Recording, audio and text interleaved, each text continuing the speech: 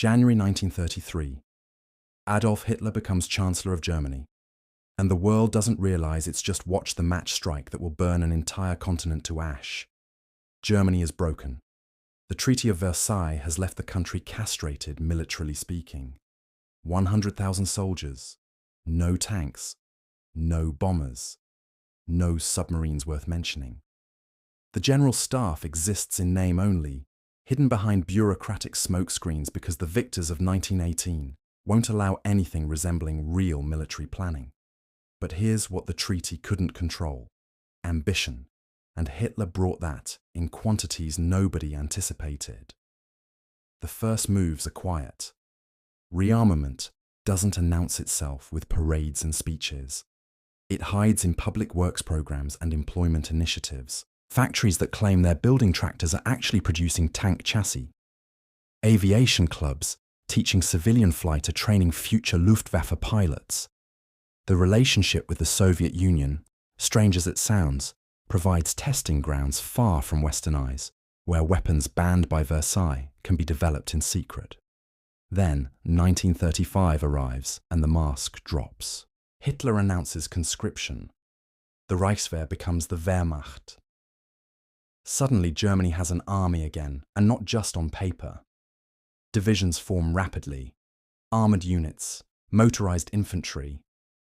The Luftwaffe emerges from the shadows fully formed, with Hermann Göring at its head, promising air superiority that will reshape warfare itself.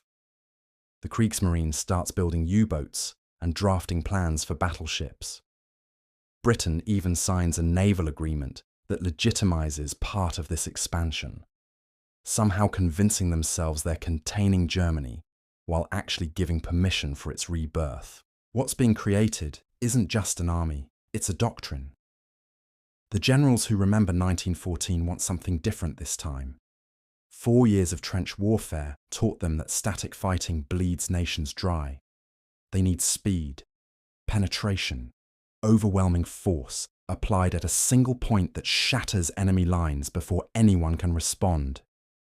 Tanks punch through, aircraft destroy command centers and supply lines. Motorized infantry follows to consolidate gains. The infantry behind them mops up resistance. Nobody calls it blitzkrieg yet. That term comes later. But the concept is already taking shape in training exercises and strategic planning sessions. Hit fast, hit hard, keep moving. Don't give the enemy time to think. The economic machinery bends entirely toward this goal. Heavy industry expands, steel production increases. Scientists develop synthetic fuels and materials to reduce dependence on imports. The 4-year plan of 1936 makes it explicit: prepare Germany for war. Not eventually, soon. The financing is creative, to put it mildly.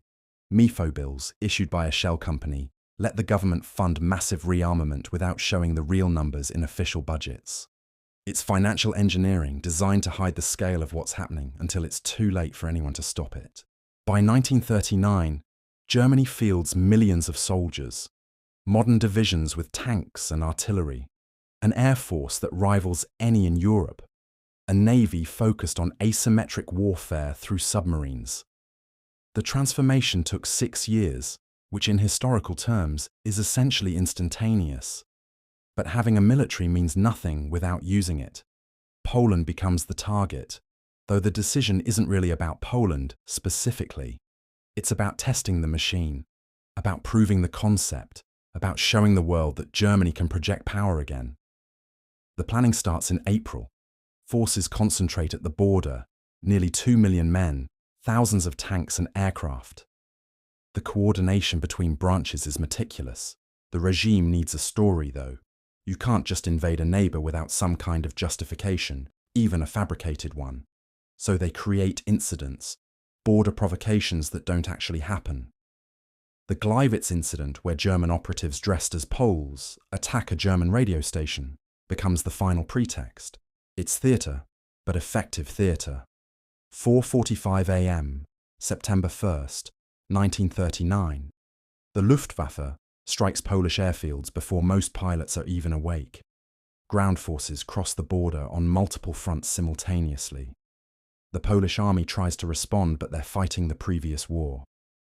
Their defensive plans assume time to mobilize, time to establish lines, time to coordinate. The Wehrmacht gives them none of those things. Panzer divisions slice through defenses and race inland. Infantry bypasses strong points, leaving them isolated.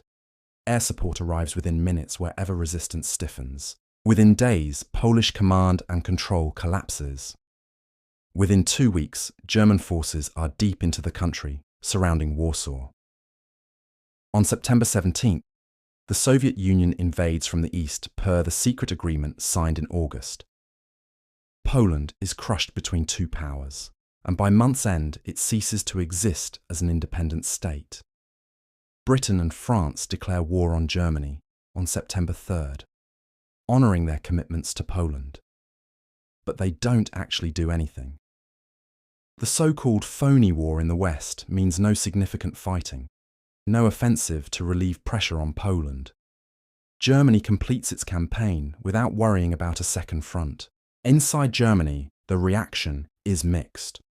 Propaganda has prepared people to see this as defensive, as necessary, as just. But there's also an undercurrent of anxiety. War means uncertainty. War means casualties.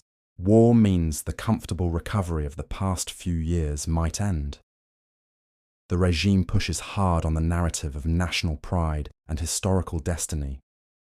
Parades, victory bulletins, glorification of the German soldier. The generals study every detail of the campaign. What worked, what didn't. How to refine the approach. The speed surprised even them. The coordination between tanks and aircraft exceeded expectations. The enemy's inability to adapt was more complete than predicted. This wasn't just a military victory. It was validation of an entirely new way of fighting. And now, having proven the concept works, the question becomes inevitable. Where next? France.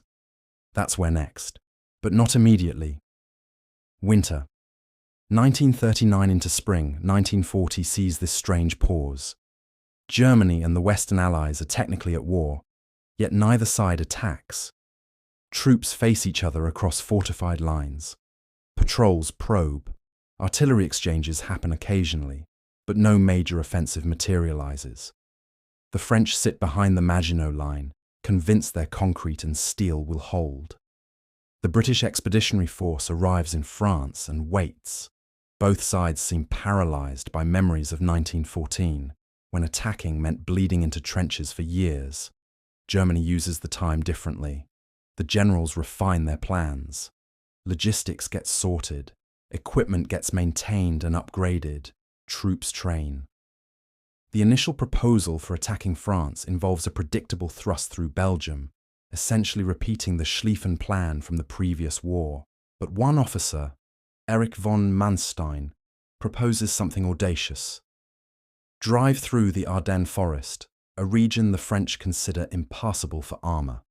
Emerge behind the Maginot Line. Cut off Allied forces in Belgium. It's risky. The Ardennes roads are narrow and winding.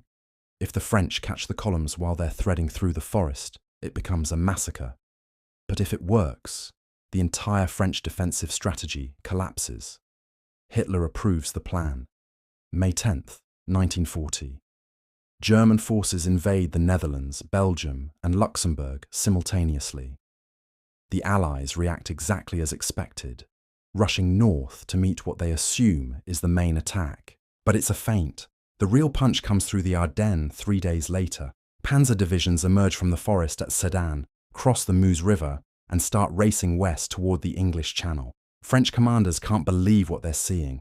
Their entire strategic assumption was that armour couldn't move through that terrain. Now entire divisions are pouring through the gap faster than anyone can respond. Within days, the German spearhead reaches the coast. Allied armies in Belgium are cut off from their supply lines and reinforcements. The British and French try to counterattack, but the coordination isn't there. German forces have air superiority. Every attempt to regroup gets spotted and bombed. Communication breaks down. Units lose contact with headquarters. Panic spreads faster than orders. By late May, hundreds of thousands of British and French troops are trapped at Dunkirk with their backs to the sea. The evacuation becomes legendary. Civilian boats cross the Channel to help. Over 300,000 soldiers escape to England, but they leave behind all their equipment: tanks, artillery, vehicles, everything. And France is still collapsing. Paris falls in mid-June without serious fighting. The French government requests an armistice. By June 22nd, it's over. France, which held out for 4 years in the previous war, falls in 6 weeks. The impact inside Germany is seismic. This isn't just victory, it's vindication of everything the regime claimed about German superiority, about the weakness of democracies, about destiny. The Treaty of Versailles, which had been signed in a railway car at Compiègne, gets symbolically overturned when France signs its surrender in the exact same railway car at the exact same location. Hitler visits Paris as a conqueror. Propaganda films show the Eiffel Tower with German soldiers in the foreground. The population back home experiences something close to euphoria. All the sacrifices, all the anxiety, all the uncertainty suddenly seem worth it. Military analysts worldwide scramble to understand what just happened. The speed shocks everyone.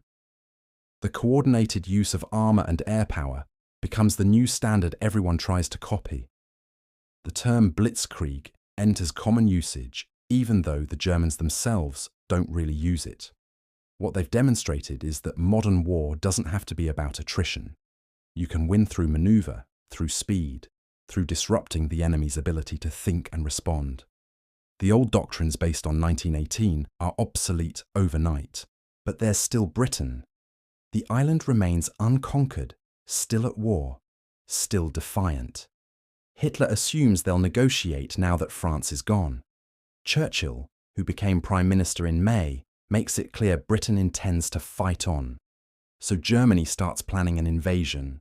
Operation Sea Lion requires air superiority first. You can't land troops on beaches while enemy aircraft strafe your invasion fleet. The Luftwaffe needs to eliminate the Royal Air Force before anything else happens. July 1940. German aircraft start attacking British shipping and ports.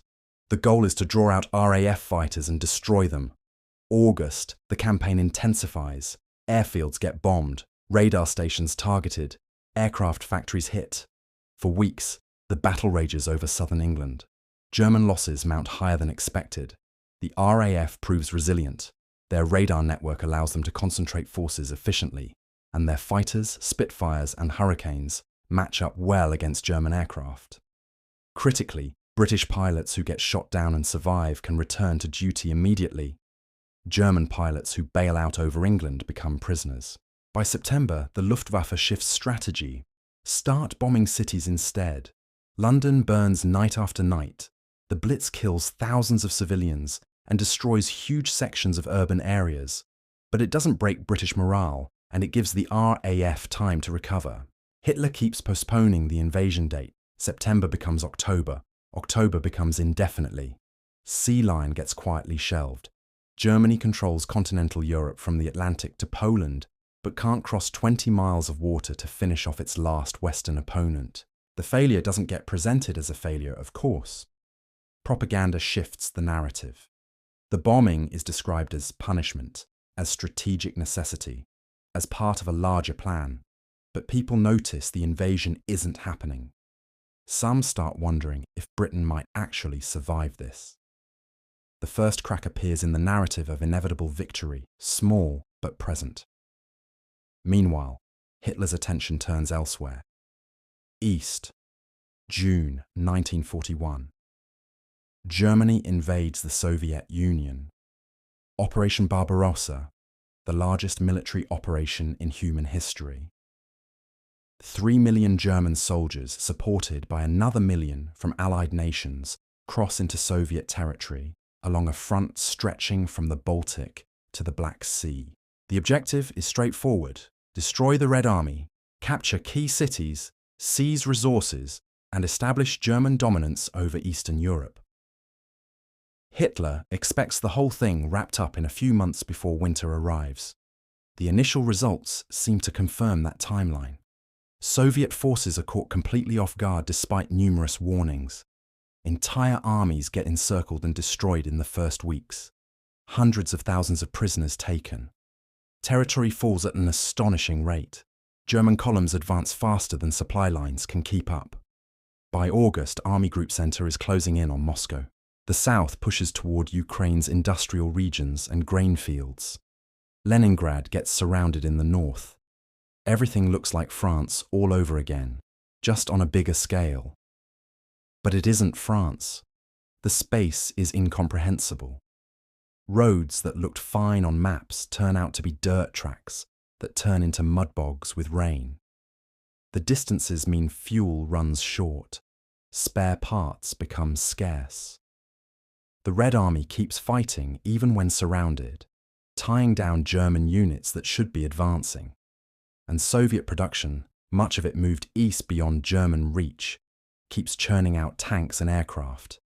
German intelligence badly underestimated how much equipment the Soviets actually had. September. The advance slows. Not stops, but slows noticeably.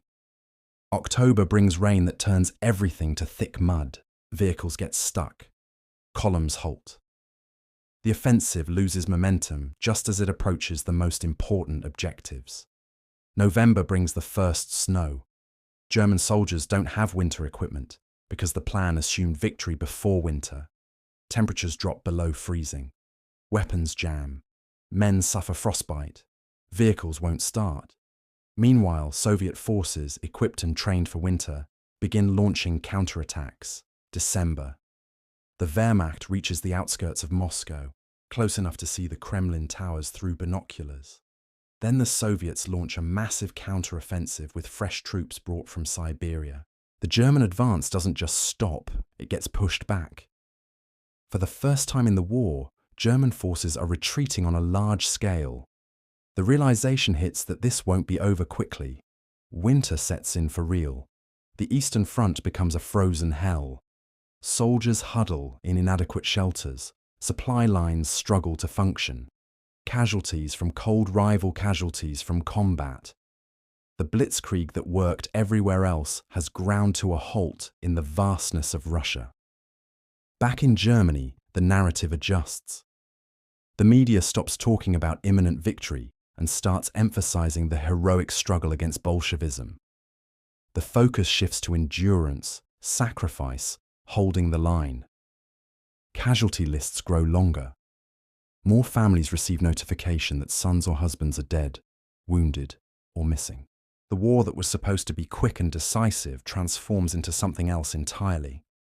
1942. Germany stabilizes the Eastern Front and launches new offensives in the south, aiming for the oil fields of the Caucasus. This leads to Stalingrad.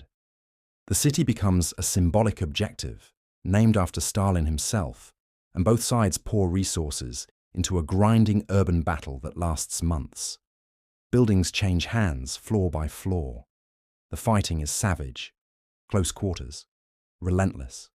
By November, German forces control most of the city but are exhausted and overextended. Then the Soviets spring a trap, launching pincer movements north and south of Stalingrad that encircle the entire German Sixth Army. Over 250,000 men trapped in a shrinking pocket. Hitler orders them to hold, promises relief that never arrives. The Luftwaffe tries supplying them by air but can't deliver enough. January 1943, the Sixth Army surrenders. Only about 90,000 emaciated survivors go into Soviet captivity. Most never return. Stalingrad is a catastrophe that can't be hidden. The regime declares national mourning. Propaganda tries framing it as heroic sacrifice, but the population understands what it means. Germany lost an entire army. The initiative in the East is gone. The myth of invincibility is shattered. From this point forward, Germany is reacting rather than dictating events. The Soviets keep pushing westward. North Africa falls to the Allies. Italy gets invaded and switches sides. Bombing raids on German cities intensify, turning urban areas into rubble. The war comes home in a way it never did during the victory years. 1944 brings the invasion of Normandy. Germany now fights on multiple fronts with dwindling resources. The economy goes into total war mode, stripping everything for military production. But it's not enough. Soviet offensives liberate Eastern Europe. Western allies break out of France and drive toward the Rhine. German cities burn under relentless air assault. The population endures rationing, destruction, constant fear. Desperate measures follow. Old men and boys get conscripted into the Volkssturm, a last-ditch militia with minimal training and equipment. Propaganda insists wonder weapons will turn the tide, but the V-2 rockets and jet fighters arrive too late and in too few numbers to matter. The regime cracks down on any defection with brutal reprisals. Deserters get hanged with signs around their necks as warnings. The apparatus of control remains intact, even as the state collapses. Unties, 45. Soviet forces cross into Germany from the east. Western allies cross the Rhine. The country gets squeezed from both sides. Cities fall one after another. Refugees flee westward, desperate to escape Soviet advance. The final weeks see fanatical resistance in some areas, immediate surrender in others. Hitler remains in Berlin as the Red Army closes in, issuing orders to non-existent units, blaming everyone but himself for the disaster. April 30th, he commits suicide in his bunker. Days later, Germany surrenders unconditionally. The war in Europe ends. What's left is ruins. German cities are destroyed, infrastructure obliterated, millions dead. The population that cheered victories now faces occupation, starvation, uncertainty.